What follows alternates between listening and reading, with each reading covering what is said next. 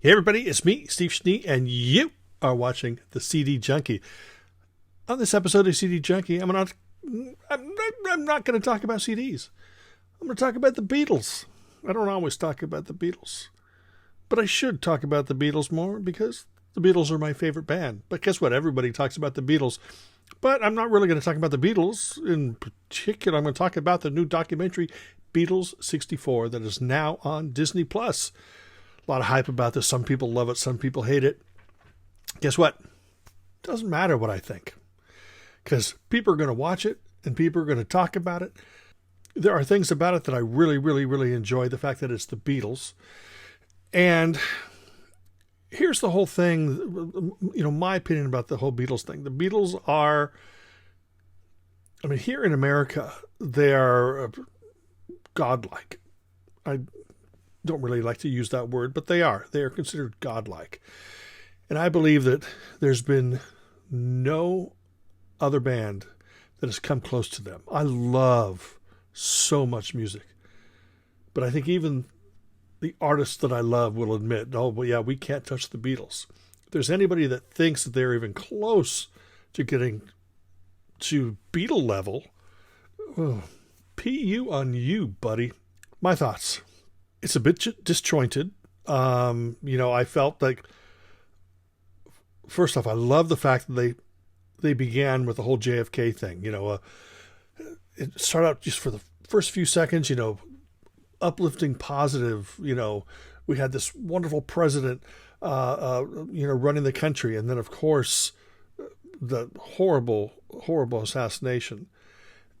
And then you hear, Billie Eilish doing All My Loving, like a ballad version of that. It reminds me of every damn horror film trailer you see out there where, it has like these horrible dark things going on and people just about to scream and things, reaching out at you. You're trying to figure out what's going on in the trailer, but you hear this female voice that sounds like, oh, I'm so hurt, and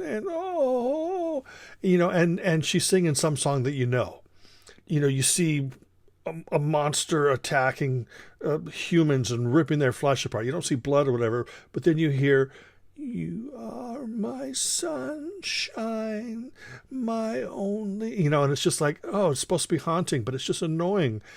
And I don't like that they open the first music you hear. The first Beatles music you hear is Billie Eilish singing a Beatles song.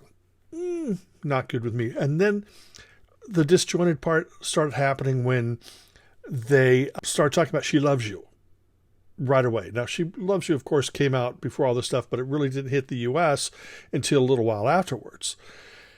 So they're talking about it like She Loves You was the big turning point, but the She Loves You was actually after I Want to Hold Your Hand, I Saw Her Standing There, and the Ed Sullivan thing. And then they started talking about Beatlemania in America, and then they showed the Beatles' first U.S. performance before they showed Ed Sullivan. And that was kind of, they should have taken the Ed Sullivan part, moved that to the sort of beginning. I don't know. Thank goodness they didn't have Whoopi Goldberg talking about the Beatles. I don't want to see another documentary with Whoopi Goldberg talking about the Beatles. Nothing against Whoopi, but when I put the needle down on Abbey Road, I don't automatically think, oh, God, I wonder what Whoopi thought about this. And, again, I'm not dissing this film. These are just, I'm saying that these are the things that I felt was, a little off. And plus, they played In My Life, one of my favorite Beatles songs, but that was for 65. And they played it in something called Beatles 64. Then they had Smokey Robinson and the Miracles performing the song Yesterday from 65 in a documentary called Beatles 64.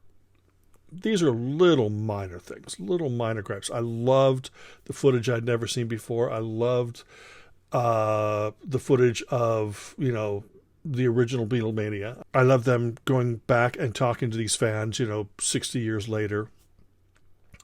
And, because that gave us a perspective. And the thing that I was really impressed with this whole thing, I'd heard that the Beatles were fascinated by American radio. And in almost every clip, at least one of the Beatles was holding that Pepsi transistor radio and listening to the music, listening to American radio. And they didn't even have to focus on that for that to come through, because you saw that. And then you saw just this little short burst of craziness. And by the time it had come to the end of this, American visit, and they were ready to head back, they were getting a little cranky, and you could tell that they were really worn out. And I thought that was very interesting as well. Again, I don't believe that was spoken about, but it's something that you can tell, something you sort of, oh, okay, if you're paying attention, you're seeing their attitudes go from bright and spunky, oh my God, we're in America, to hello, good boy. I wanted more Beatles music in here, but guess what? I've got all my Beatles CDs right up here, out of camera view. I can play it anytime I want. Do I recommend this documentary? Like I said at the beginning, you're going to watch it regardless of what I have to say. And I think we should all do that. The thing is it's a free country. It's a free world. We get to decide what we want to watch, what we don't want to watch. My opinion is I don't need to see it again. I enjoyed it. This is something that I think that suffered for being too short. Maybe they could have done 2 or 3 episodes, maybe 45 minutes each, so it would spend the show like another 45 minutes. But that's not my call. It's like, I think is really funny is sometimes critics and fans will approach things as, well, I wouldn't have done it that way. I would have done it this way. Then do it that way. You try to get a hold of all these people and interview them and license the music and, get the Beatles to sign on. The thing is it is what it is. We should be happy that it exists. I like the fact that all of us older Beatle fans know all this stuff. There was nothing new revealed in here. I'm at least as far as I remember, nothing new revealed.